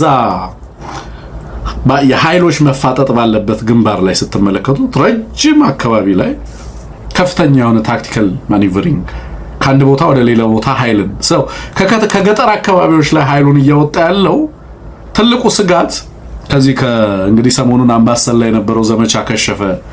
ዳሞት ላይ ደጋዳሞትና አጠቃላይ ጮቄን ይዞ የነበረውን ስትራቴጂክ ቦታዎችን እቆጣጠራለሁ ብሎ የሄደበት ሂደት ከፍተኛ የሆነ ምት እንዲያስተናግድ አደረገው። ኃይሉን አዛባበት። የታሰበው ነገር ሳይሳካ ባዶውን ወዲና ወዲያ ሲል ከረመ። ከዛ አምባሰል ላይ ከፍተኛ ኃይል አሰለፈ። ያ ምንም ውጤት እንዳላመጣ ተመለከተ። ይዟቸው የነበሩ አካባቢዎች ላይ የነበረበት ቦታ አብዛኛው ቦታ ላይ ለከበባ ተጋላጭ ነኝ በሚል እነዛን አካባቢዎች በፍጥነት ለቆ እየወጣ ወደ ተለያየ አካባቢ ላይ ስምሪት እያደረገ እንዳለ ትመለከታለ። እነዚህ ወታደራዊ እንቅስቃሴዎች፣ የኃይል ስምሪቶች፣ የመረጃው ለምሳሌ አሁን መረጃን የስለላ እንደዚህ ወታደራዊ መረጃዎችን የመተንተን እንደዚህ አይነት ሂደቶች አብዛኞቹ የስነ ልቦና ጦርነቱ ዲፕሎማሲው ላይ በርካታ ሀገራትን ለመያዝ ጥረት ይደረጋል። ጦርነቱን በተመለከተና በተለይ ደግሞ የሳይኮሎጂካል ኦፕሬሽን አስቀድሞ ማህበረሰቡ ላይ መሰራት አለበት ብለው ያስባሉ ነው። አሁን ይዘው የመጡት ብቸኛ የመዋጊያ በፊት እንግዲህ እንደምታውቀው ሰሜን እዝ ተመታ። ከዛ ሰሜን እዝ ተጠቃ ከሚለው ጋር ተያይዞ ከዛ ትርክት ጋር አንሙት ሆሪፊክ የሆኑ ትርክቶች ነበሩ። እንዴት አድርገው ወታደሮች ተገደሉ እየተባለ በማህበረሰብ ውስጥ ከፍተኛ ድንጋጤና ፍርሃትን የሚፈጥሩ ነገሮች እንዲፈጠሩ አድርጎ ነበር መጀመሪያ ላይ ህብረተሰቡን በዛ ሂደት ውስጥ እንዲሰማራ ለማድረግ ጥረት ሲያደርግ የነበረው። አሁን ትርክቱ ያ አይደለም።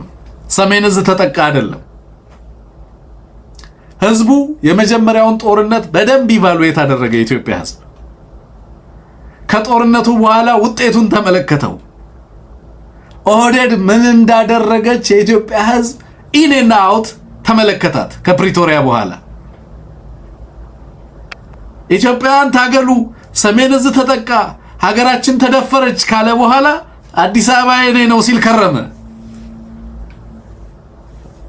ሀገራችንን እንከላከል፣ ሉዓላዊነታችንን እንደዚህ እናድርግ ሲል ከርሞ የአዲስ አበባን ህዝብ ቤት ሲንድ ከረመ። በግብር በምን እያደረገ ህብረተሰቡን አጎበጠው። እያንዳንዷን ነገር ገመገመ የኢትዮጵያ ህዝብ። የመጀመሪያውንም የጦርነት ኮዝ፣ ከጦርነቱ በኋላ የተወሰደውንም ትርክት፣ የድል ባለቤትነት ሽሚያ፣ እያንዳንዷን ነገር አሰላ። በዛ ሂደት ውስጥ ከብልጽግና ጦርነት በኋላ የኢትዮጵያ ህዝብ ያተረፈው የኦህዴድ መጫወቻ መሆን ነው። ከሰሜን እዝ በኋላ ሰሜን እዝ ለወሬም ተነስቶ አያውቅም።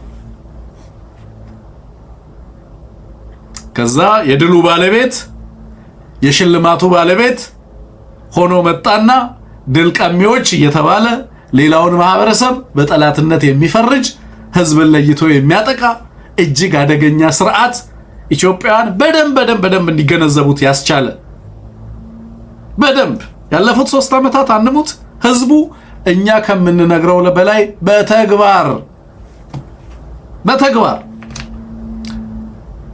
ማን ነው ይሄ ስርዓት የሚለውን ነገር በደንብ ታይቷል። አሁን ከበሮ በሰው እጅ ይዞ ከበሮ በሰው እጅ እንደሚባለው በሰው እጅ አልነበረም፣ በኦህዴድ እጅ ነበር። ህብረተሰቡ አየው። ኦህዴድ ይዞት ከበሮውን አየው ህብረተሰቡ። አንድ ፖለቲከኛ ምን ነበር ያለው? እንዲህ ተከሻችን ላይ ወጥተው ይጨፍራሉ፣ ዳንኪራ ይጨፍራሉ ብለን አላሰብንም ነበር ያለው አንዱ ዓለም አይደለም። ተከሻችን ላይ ወጥተው ዳንኪራ ይጨፍራሉ። በዛ ደረጃ ዳንኪራ የህዝብ ተከሻ ላይ ወጥቶ እስከ መጨፈር የደረሰ ነው። ያንን ትርክት ይዞ የአማራ እናት ይሄንን ካልተበቀልሽ ልጅ አልወለድሽም ሲል የነበረው ባጫ ደበሌ መጥቶ ዛሬም የአማራ አርሶ አደር የአማራ ገበሬ ዛሬ ይሄንን ካልተበቀልክ እያለ ሊቀሰቅስ የሚችልበት እድል የለም። ዛሬ አየ ፖለቲካው አንሙት ፍሊፕ አደረገ። ኮምፕሊትሊ ተቀየረ።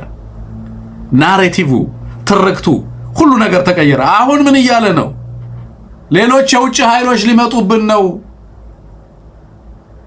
የናፔርን ወደ ኋላ እንሂድና ናፔር ጀነራል ናፔር የመጣ ጊዜ የነበረውን ሁኔታ እናስታውስ። አጤ ቴዎድሮስ ናፔርን ሲፋለሙት ህዝቡ ከሳቸው ጋር እንዳልነበረ ያውቁታል። ናፔር ግን አንሙት ከውጭ የመጣ ኃይል ነው። በሀገር ውስጥ በነበረው ቅሬታ በተለይ የቴዎድሮስ ስርዓት ላይ እና አስተዳደር ላይ ህብረተሰቡ ቅሬታ ስለነበረው በወቅቱ የንጉሱን ጥሪ ተቀብሎ አብሯቸው ሊቆም ስላልቻለ በርካታ ፍራግመንቴሽን ስለነበረ ኢትዮጵያ ውስጥ የነበረው ፖለቲካ ህዝቡ ብቻቸውን ተዋቸው። አውቀውታል። እሳቸው ለራሳቸው አልሳሱም። ግን የኢትዮጵያን ታሪክ ለዘመናት ሊያስቀጥል የሚችል ህዝቦቿን ነፃና ቀና አድርጎ ሊያልፍ የሚችል መንገድን መረጡ። በወቅቱ አብይ አህመድ ዛሬ መጥቶ ግብጽ መጣ ሲል እንዴ የምናውቀው ድሮ በድሮን በላይነሽ አመዴ አማራዎችን አመድ አደረገች እየተባለ ሲሳለቅበት ነው ህዝባችን የሚሰማው። በታንክ የአማራ አርሶ አደር ሲደበደብ ነው አማራ የሚሰማው። በሺዎች የሚቆጠሩ ልጆቹ ሲሰደዱ ነው አማራ ያየው። በሺዎች የሚቆጠሩ የአማራ ልጆች እስር ቤት ሲማቅቁ ነው አማራ ያየው። የአርሶ አደሩ ሰብል ሲቃጠል ነው አማራ ያየው። አንሙት። ዛሬ መጥቶ አማራ ሆይ ተነስ አድነኝ ቢል ማን ነው የሚሰማው? ብልጽግና። የትኛው አማራ ነው የሚሰማው? ኮምፕሊትሊ ፖለቲካው ብልጽግና። ያኔ ብልጽግና ከፍተኛ ስጋት ውስጥ እንዲገባ ያደረገው አገሪቱ ውስጥ ያለው ኦብጀክቲቭ ኤንድ ሰብጀክቲቭ ኮንዲሽን መቀየር ነው። ፖለቲካሊ፣ ኢኮኖሚካሊ፣ ጂኦፖለቲክሱ ሪተርን ኦፍ ጂኦፖለቲክስ አለ ቀጠናው ላይ።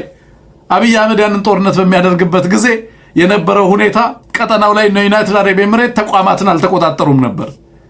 ዛሬ የድሮን ዋርፌር ባለቤት አይደሉም።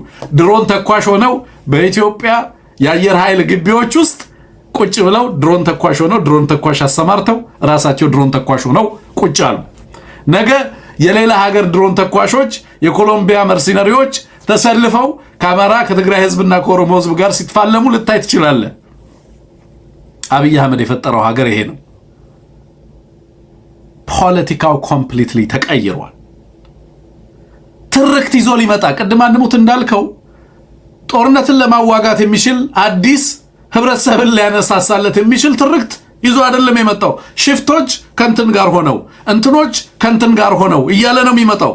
የኢትዮጵያ ህዝብ ላይ መጠነ ሰፊ የህልውና አደጋ የደቀነ በታሪካችን አይተነው ሰምተነው ማናቀው ኃይል ህዝብን ግብጽ መጣችብህ፣ እንግሊዝ መጣችብህ፣ በዚህ በኩል እንትን ልትወርህ ነው ቢለው የኢትዮጵያ ህዝብ ምን አይነት ምላሽ ሊሰጥ ይችላል? ብዙ ጊዜ ናሽናል ኢንተረስት ይላሉ። ናሽናል ኢንትረስት በውስጡ ሁለት ነገር አለው። there is a concept of nation and there is a concept of interest። ብሔራዊ ጥቅም ሲባል በውስጡ ምን አለው? ብሔራዊ አለው፣ ሌላው ጥቅም አለው። አንድ ብሔራዊ በዚህ ብሔራዊ በሚባለው ፒክቸር ውስጥ ብሔር አለ፣ ኔሽን አለ።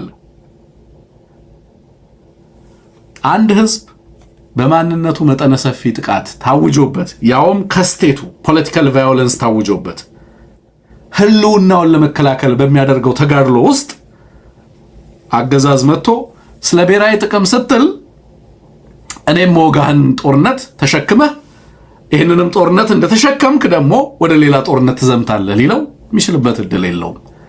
ይሄ መቀያየር ይመስለኛል ብልጽግና ቤት ስጋት የፈጠረው። ሚሊሻው ገና ሳይዋጋ አንሙት እንዲያመልጥ የሚያደርገው ምክንያት ይሄ ነው።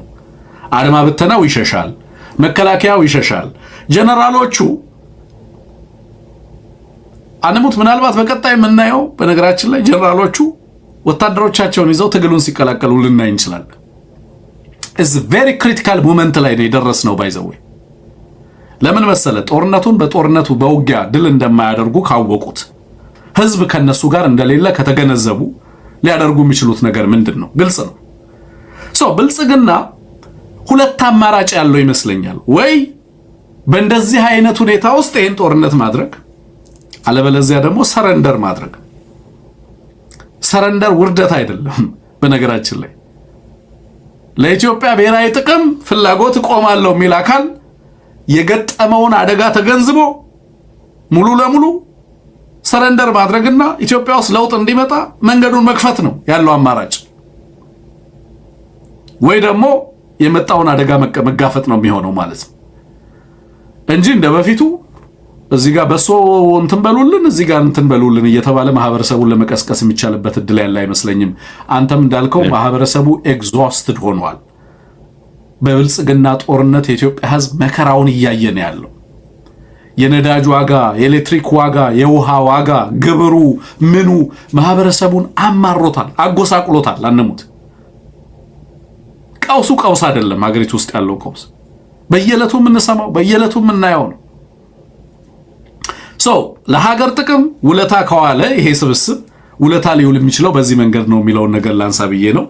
ሌላው አንሙት እንድናነሳ የምፈልገው ጉዳይ የዚህ የጀነራል ሐምዳን ዶጋሎ ወይንም ሐሜቲ አንድ ቪዲዮ ትላንትና ወጥቶ ቫይራል ሆኗል እና እሱም ቪዲዮ ምንድነው ከዚህ በኋላ አንሸሽም የሚል ነው። ቡራ የምትባል ኮርዶፋን ላይ ከኤልኦቤድ ተብላ ከምትጠራው ዋና ከተማ እንግዲህ ኤልኦቤድ ሰሞኑን በጣም ክሪቲካል ተደርጋ ተወስዳ በርካቶች መግለጫ ሲያወጡበት የነበረ አካባቢ ነው። ከዛ 50 ኪሎ ሜትር የምትገኝ ነች። ቡራ ማለት በጣም ስትራቴጂክ ነች። በነገራችን ኮርዶፋን ካርታው ካለ ልታሳየን ትችላለህ ቴክኒሻናችን። ከዛ እዛ ላይ መሸነፋቸውን ተከትሎ ወይ እንግዲህ የመጨረሻችን ነው የሚል መልእክት አስተላልፏል።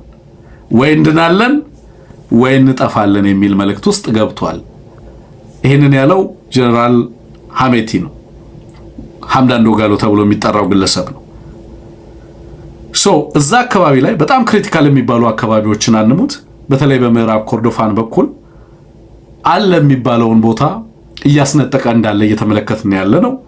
በሌላ በኩል ደግሞ የቡርሃን ኃይል ከፍተኛ ድል እንደቀናው እየተመለከትን ያለ ነው። እዛ ጋር የምትመለከቱት በአረንጓዴ የምትመለከቱት የኮርዶፋን ቡራ የምትባለው ከተማ ነች። በነገራችን ላይ ከኤልኦቤድ በጣም በቅርበት ያለች አካባቢ ነች። ያንንም አካባቢ መነጠቁን እየተመለከትን ያለ ነው። እነዚህ በሱዳን ውስጥ የመጡ መዛነፎች፣ ኃይል መዛነፎች አንሙት ምንድነው የሚኖራቸው ቀጠናው ላይ? አይ ነው የሱዳን ጦርነት እንዲሁ በቀላሉ ይቆማል ተብሎ የሚታሰብ ጦርነት አይደለም። በነገራችን ላይ ጦርነት ሊቆም የማይችልበት ምዕራፍ የሚባል አለው። አንድን ጦርነት ሁሉም አክተሮች ሊቆጣጠሩት የማይችሉበት ምዕራፍ አለ። አሁን ኢትዮጵያ ውስጥ የምመለከተው ነገር አብይ አህመድ እና የአብይ አህመድ ስብስብ በየዕለቱ የሚያስመርቃቸውን ሚሊሻዎች ስመለከት ለምሳሌ ራያ ዘብ እያለ በየቦታው ላይ ወታደር እያሰለጠነ የተለያየ ስም እየሰጠ የተለያየ ፐርፐዝ እየሰጠ እናንተ የእንትን ዘብ ናችሁ። አዲስ አበባ ዘብ ሊያሰለጥን ይችላል። ነገ በየቦታው ነው ዘብ ያቆማል። ትናንትና እኛ ዘብ የምናውቀው ድንበር ላይ ነው አይደለም አንሙት። አሁን ዘቡ ወደ መሃል እየመጣ ዳሩ መሃል እየሆነ ኦኬ የሀገሪቱ መሃል ዳር እየሆነ የአዲስ አበባ ዘብ ሲያሰለጥን እንሰማዋለን። የዛሬ 1 ወር ወይ 2 ወር አዲስ አበባ ዘብ ተመረቀ ሲባል እንሰማ እንችላለን። አላት ምንም ጥያቄ አዳነች እኮ አላት ትንግርቱ። አዳነች እኮ ህዝባዊ ሰራዊት ብላ በሰሜኑ ጦርነት ወቅት 100,000 ሰው ከተማ ውስጥ መልምላ ህዝባዊ ሰራዊት ነው ያለችው። ግን የአዲስ አበባ ዘብ መባሉ አይቀርም። ስያሜው አይ ቲንክ ዛት ወርክስ እንደዛ ማለታቸው አይቀርም። ወይም እዚህ ሸገር ዙሪያ ላይ ምናምን ነሽመልስ በጣም ብዙ ሰው ሲያሰለጥኑ ስለነበር አዲስ አበባ ዘብ ማለታቸው አይቀርም። እና አወሉ ታስታውሳለህ ማንንም እኛን አልፎ አዲስ አበባ አይገባም ሲሉ ነበሩ። ይሄ ማለት የአዲስ አበባ ዘብ አለ እንደማለት ነውና አይ ቲንክ እንግዲህ ተመልከተው ኤግዛክትሊ this is what happened ሱዳን happen ያደረገው ይሄ ነው። እንደዚህ ዘብ እያሰለጠነ ሚሊሻ እያሰለጠነ በኋላ ላይ out of control በምንም መንገድ ማኔጅ ሊያደርጉት አልቻሉ። እነሱ የማይመሩት የሚሊተሪ ቲያትር ሆነ፣ ወታደራዊ ቲያትር ሆነ። እነሱ የማይቆጣጠሩት ሆነ። እነሱ የታጠቁትን የሚታጠቅ ኃይል መጣ። ኦኬ ጂኦፖለቲክሱ ሲመጣ ጂኦፖለቲክስ ማለት በርካታ ኃይሎች ተቃራኒ ፍላጎቶቻቸውን ሊያሳኩ የሚተራመሱበት ሁኔታ ማለት ነው። ኮንፍሊክቲንግ ኢንትረስትስ፣ ራይቫል ኢንትረስትስ። እነዛ ራይቫል ኢንትረስቶች ደግሞ ምን አላቸው? ፔትሮ ዶላር አላቸው። ለአብይ ያስታጠቀችን ሀገር የሚቃወም ሀገር ሌላውን ማስታጠቅ ነው። ጀስት ፍሊፕ ያደርገዋል። ዋጋውን የሚከፍለው ማን ነው ግን? ህዝብና ሀገር ነው። የገቡበትን አልተገነዘቡም እነዚህ ሰዎች። አሁንም የሚያስታጥቋቸው ዘቦች በኋላ እነሱን የሚበሉ ዘቦች መሆናቸውን አልተገነዘቡም። ከዚህ ከሱዳን ጦርነት የተማረ ስብስብ እንዳልሆነ ትመለከታለህ አንሙት። እንደውም እኔ አሁን የኢትዮጵያ ቀጣይነት በርደን ኃላፊነቱን እየወሰደ ያለው መሬት ላይ ትብብር ለማድረግ ስለ ኢትዮጵያ ቀጣይነት እያሰበ ያለው ሌላው ኃይል እንደሆነ ትመለከታለህ። ፖስት አብይ ላይ ሀገሪቱ ሁኔታ ምን ይሆናል፣ እጣ ፈንታዋ ምን ይሆናል የሚለውን ለመምከር ዛሬ ሲሞክር የምታየው አብይ አይደለም፣ ሌላው በተቃራኒ ያለው ኃይል እንደሆነ ትመለከታለህ ማለት ነው። እንደው እዚህ ላይ ትንሽ ጨምርበትና እስኪ ሐሳብ ሰጠን ከዚህ ከሱዳን እና ሱዳን ውስጥ ያለውን ሁኔታ አንሳለን።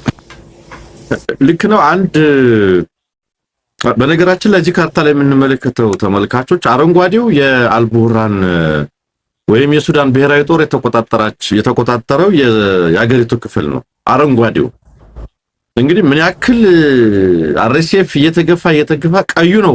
አርኤስኤፍ የሚንቀሳቀስባቸው አካባቢዎች ማለት በቀይ የሚመለከተው ነው። እዚህ ላይ ትመለከት እንደሆነ ታች ላይ ካርታው ላይ ብሉ ናይል የመጨረሻው አካባቢ ላይ በአርኤስኤፍ ቁጥጥር ስር ያለ አካባቢ ምልክት ይታያል፣ ቀይ ጫፍ ላይ ማለት ነው። እሱ የሚያሳይህ በዚህ በአሶሳ ዙሪያ የብሉ ናይል የደቡባዊ ዳርቻዎች ላይ ከኢትዮጵያ ድንበር ጋር ወደ አሶሳ አካባቢ የሚንቀሳቀስ የዛ ኤሌመንት መኖሩን ነው ዛጋ የሚያሳይ። ሳውዝ ኮርዶፋንን ሙሉ ለሙሉ የሱዳን ጦር ይዞ ኖርዝ ኮርዶፋንን በተመሳሳይ ባራ የምትባለውን ከተማ ቅድም እንመለከታትን እሱን ተቆጣጥሮ እያለ የአርኤስኤፍ የተወሰነ ኃይል ግን እዚች ጋር ተመለከተዋል። ይሄ ኃይል ወይ ኢትዮጵያ መጥቶ የሚደበቅ ነው ወይ እዛው ባለበት የሚደመሰስ ነው። ምን ያክል ካርታውን መልሰው በረከት ምን ያክል ይኸውልህ፣ ሁለቱ ኃይሎች እኮ ከፍተኛ ውጊያ ያደርጉ የነበረው ካርቱም መሀል ካርቱም እኮ ነው የነበረው። ወደ ምዕራብ አቅጣጫ በምን ያክል ደረጃ የነ አብይና የነ ኤሚሬትስ ፕሮክሲ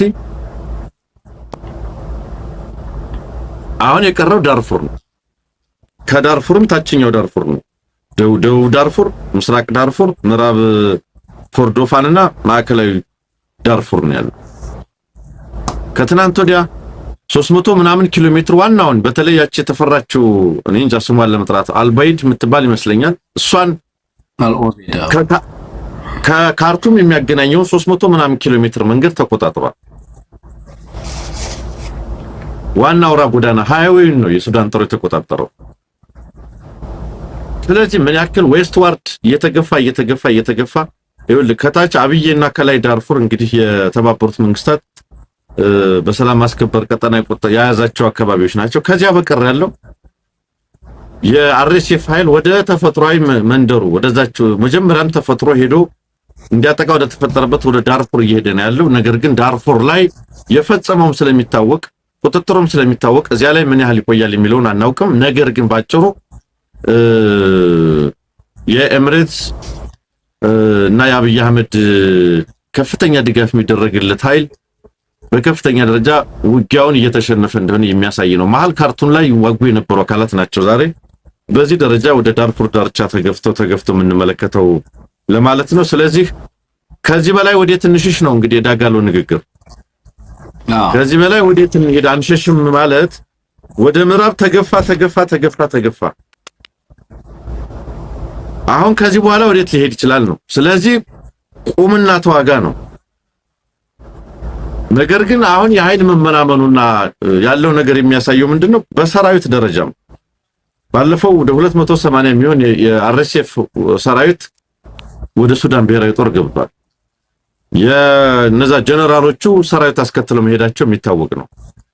ስለዚህ ቢያንስ ወጥሩ ነው አሁን እያለ ያለው የብልጽግናን ጀነራሎች ይመስል ከዚህ በኋላ መሸሽ የለብንም፣ ከዚህ በላይ መሸሽ የለብንም እያለ ነው። እንግዲህ ዌስት ዋርድ ወደ ምዕራብ አቅጣጫ የሱዳን ብሔራዊ ጦር አርኤስኤፍን እየገፋው አሁን የመጨረሻው እንግዲህ ደቡብ ኮርዶፋንን ሰሜን ኮርዶፋንን ነፃ እያወጣ እንደሆነ ነው የሚያሳየው። ምዕራብ ኮርዶፋንና ዳርፉር ነው የቀረው። ከዚህ በኋላ እንዳለውም ቢገፋ ወዴት ሊሄድ ይችላል መጥፋት ካልሆነ እና አይ ቲንክ እሱን የሚያሳይ ነው የጀነራሉ ንግግር። የኃይል ሚዛን ለውጡን የሚያሳይ ነው። ይሄ የኃይል ሚዛን ለውጥ ደግሞ ሱዳን ላይ የሚደረገውን የአራትዮሽ የሰላም ስምምነት ፍለጋ በአሜሪካ መራሽ የሆነውን ያንን ሁለት ኢኩቫለንት ኃይሎች ሁለት እኩያሞችን አምጥቶና ጠረጴዛ ላይ ተነጋገር የማለቱን ዲፕሎማሲያዊ የሰላም ጥረት የሚያደርገው ነው። ምክንያቱም መሬት ላይ ያለው የኃይል ሚዛን ልዩነት በጠረጴዛ ላይ የግድ እኩል ይመጣል ማለት አይደለም። የሱዳን ጦርም ይሄንን ነው እያለ ያለው ማስወገድን ነው፣ ትጥቅ ማስፈታትን ነው መፍትሄ አድርጎ እንጂ እንደ ኩያሞች አንድ ጠረጴዛ ላይ ለማውራት ፍላጎት እንደሌለው የሚያሳይ ነው። እሱም ሁሉ ሂደቱን ተጽዕኖ የሚያሳድርበት ይመስለኛል ለማለት ነው። አመሰግናለሁ ወንድም። የሰላም ሂደቱ ላይ ተጽዕኖ የሚያሳድርበት ሁኔታ ግልጽ ነው። አንሙት ማለት በተለይ ይሄ ምንድነው የሚሉት የመሬት ላይ ያለ ጌን ሚሊተሪ ሰክሰስ በአንድም በሌላ መንገድ በጀርባ ጦርነቱን ለማቆም ወይንም ደግሞ የሰላም ሂደቶችን ለማስጀመር የሚደረጉ ጥረቶች ላይ ከፍተኛ ተጽዕኖ ይፈጥራል። አሁን የቡርሃን ጦር ጊዜያዊ ያገኘውን ጊዜያዊ ድል እንደ ትልቅ ሌቨሬጅ እንደ ትልቅ እንትን ይጠቀመዋል። በዚህም ምክንያት የአርኤስኤፍ ፋይል ሙሉ ለሙሉ እጅ ካልሰጠ እንዲህ ካላለ በስተቀር ወደ ሰላም አማራጭ አልመጣም ሊል እንደሚችል ትገምታለህ። በዚህ ምክንያት ሱዳን ብዙ ዋጋ ሲከፍል ትመለከታለህ። ይሄ አስተሳሰብ በነገራችን ላይ እና አብይ አህመድ ጋር ያለ አስተሳሰብም ጭምር ነው። ሌሎች ኃይሎችን በማናናቅ በማጣላት ለምሳሌ አሁን እዚህ ምክክር ኮሚሽኑ ላይ ለምንድነው ጦርነቱ አጀንዳ ያልሆነው የሚል ነገር እዛ መድረኩ ላይ የተሳተፉ ሰዎች አንስተዋል። ጦርነትን ማቆም ራሱ አጀንዳ መሆን አለበት። ለምንድነው ይሄ አጀንዳ ሆኖ ማንወያይበት ሲባል በከፍተኛ ቁጣ ብልጽግና አስቆሟል። ይሄንን ጥያቄ የጠየቁትን ሰዎች በነገራችን ላይ በከፍተኛ ቁጣ ነው ያስቆመው። ስለዚህ ሲያስቆም የሚያነሳቸው ነገሮችና የሚያነሳቸው ምክንያቶች ምንድናቸው? እንደ አቻ ከነዚህ ኃይሎች ጋር መደራደር አይፈልግም። ከዚህ በፊት ስንል እንደነበረው የብልጽግና ተርምስ ኦፍ ፒስ ሰረንደር ነው። እንነጋገር ሲባል እጅ ስጡኝ ማለት ነው እንጂ የኢትዮጵያን ሁኔታ ፖለቲካዊ ሁኔታ የሰላም ሁኔታ በሚያሸጋግር መንገድ ግጭቱን ትራንስፎርም አድርጎ በኢትዮጵያ ውስጥ ቋሚ ሰላም ዘላቂ ሰላም ሊያመጣ የሚችልበትን ሂደት እያሰበ አይደለም። ብልጽግናን ስትመለከተው አንሙት ሚሊሻ ከማሰልጠን ውጪ እንዴት ፖለቲካሊ የገጠመውን ቀውስ ሊፈታ እንደሚችል አያውቅበትም። በቃ እየተሸነፈም ያጋጠመው ነገር ሀገርን ዋጋ እያስከፈለም ጀነራሎቹ እያለቁ ጦራቸው አሁን ፎቶግራፍ ቪዲዮ አናሳይም እንጂ ሲያለቅሱ ላሳያችሁ ይችላል። ወታደሮቹ ግንባር ላይ ሆነው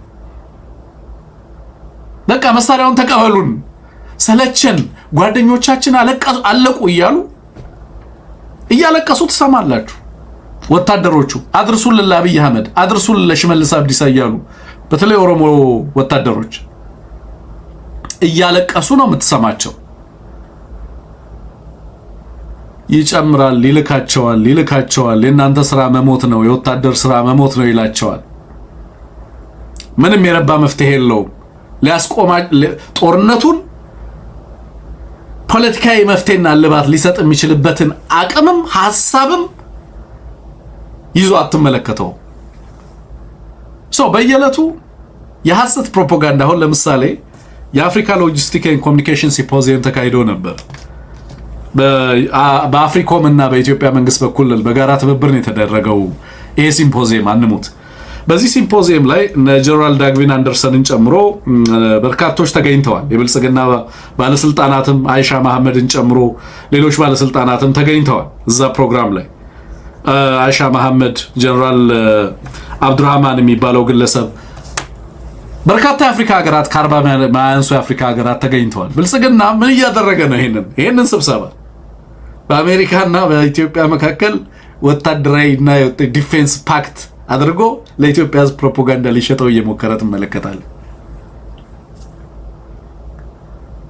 እና አሁን ጦርነቱን ብልጽግና በራሱ ፖለቲካዊ አቅጣጫና መፍትሄዎች ይዟቸው በሚመጣ ወይንም ደግሞ በዲፕሎማሲ ወይንም ደግሞ በሚዲయేተር ወይንም በእነዚህ ሁሉ መንገዶች ወይንም ደግሞ ቶታል ቪክትሪን ተቀናጅቼ እነዚህን ሁሉ ኃይሎች ደምስሼ ሀገሪቱ ውስጥ ያለውን ሁኔታ ሰላም የማስከበር ሁኔታ አከናውናለሁ ወይንም ሰላምን አሰፍናለሁ ሲል አትሰማውም።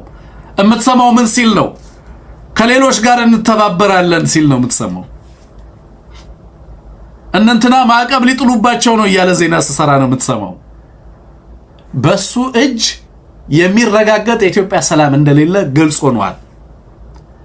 እንድ በብልጽግና እጅ የሚወሰን የኢትዮጵያ ነገ እንደሌለ ግልጽ እየሆነ መጣ።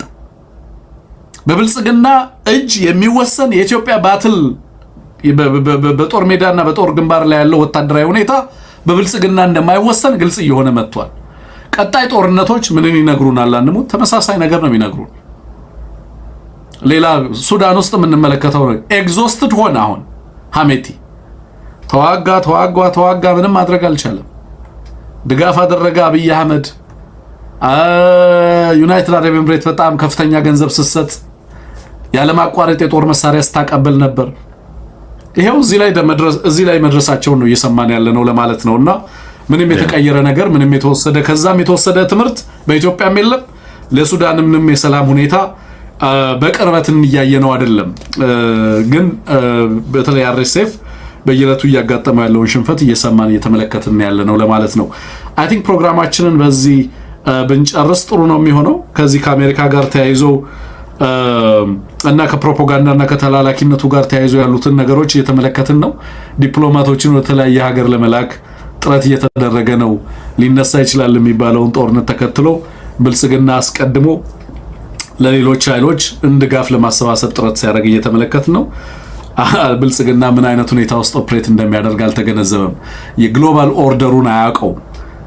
በዓለም አቀፍ ሁኔታ ውስጥ በርካታ ኃይሎች ብልጽግናን አፕሮች ሲያደርጉ ሌሎችን አፕሮች ሲያደርጉ ምን አይነት መልእክቶች እንደሚያስተላልፉ አልተገነዘበም። ድሮን መሸመትና የመሸመት አቅም እስካለው ድረስ ድሮን የሚሸጡለት አካላት ምን አይነት ምክር እንደሚመክሩት አልተገነዘበም።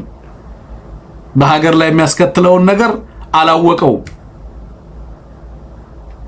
ስለዚህ ብድር ይቀበላል፣ ድሮን ይገዛበታል። ብድር ይቀበላል፣ የጦር መሳሪያ ከአዘርባይጃን፣ ከቤላሩስ፣ ከተለያየ ሀገር ሲሸምትበት ይውላል። ትልቅ እና ሚሊተሪ እና ኢንዱስትሪያል ኮምፕሌክስ ውስጥ እንደገባ አልተገነዘበው። ያለውን የሀገሪቱን ሪሶርስ ሁሉ አሟጦ ህዝብንና ሀገርን ለከፋ ጉዳት በሚዳርግ መንገድ እንዲንቀሳቀስ አስገዳጅ ሁኔታ ውስጥ እንደገባ ትመለከታለህ። ስለዚህ ከራሱ የሚመነጭ የሰላም አማራጭ፣ ከራሱ የሚመነጭ ፖለቲካ፣ ከራሱ የሚመነጭ ወታደራዊ ድል እንደሌለ በትክክል የተገነዘብነው እንደሆነ በግልጽ ማስቀመጥ ይቻላል ለማለት ነው። አንሙት ሽማግሌዎችን በግለሰብ በቡድን ደረጃ ደላሎችን ያላሰማራው ነገር የለም። በዚህ ሰዓት ላይ የብልጽግናን ፕሮፓጋንዳ እና ከብልጽግና የሚመጡ ፕሮፓጋንዳዎችን በደንብ በእውቀት እየፈተሹ ማጋለጥ የሚዲያዎች ስራ መሆን ይገባዋል የሚል ነው። ህብረተሰቡም ትክክለኛ የመረጃ ምንጮችን አውቆ በዛ ረገድ የሚመጡ መረጃዎችን በአግባቡ እየመዘነ እንዲረዳ ለማድረግ አስፈላጊ መሆኑን በዚህ አጋጣሚ እናንሳ ብዬ ነው። አንሙት ለነበረን ቆይታ ከልብ ላመስግንህና የዕለቱን ፕሮግራማችን እዚህ ላይ እናጠናቅ። መልካም ጊዜ። እጅግ በጣም አመሰግናለሁ። እሺ የተወደዳችሁ ፕሮግራሙን ላይክ አድርጉና ውጡ። ሐሳብ አስተያየቶቻችሁን ሲደመር 1723093725 ላይ ላኩልን። የዋትስአፕ አድራሻችን ነው። መልእክቶቻችሁን እንመለከታለን። ኤቢሲን ያገዛችሁ፣ ስቲከር የገዛችሁ፣ ያበረታታችሁ፣ ሐሳብ አስተያየቶቻችሁን የጻፋችሁልን ሁሉ ከልብ እናመሰግናለን። ለነበረን ቆይታ ከልብ እያመሰገንኩ ሌሎች ፕሮግራሞችና ሌሎች ጉዳዮች ሲኖሩ እንገናኛለን መልሰን። መልካም ቆይታ ባላችሁበት ጊዜ ይስጥልን።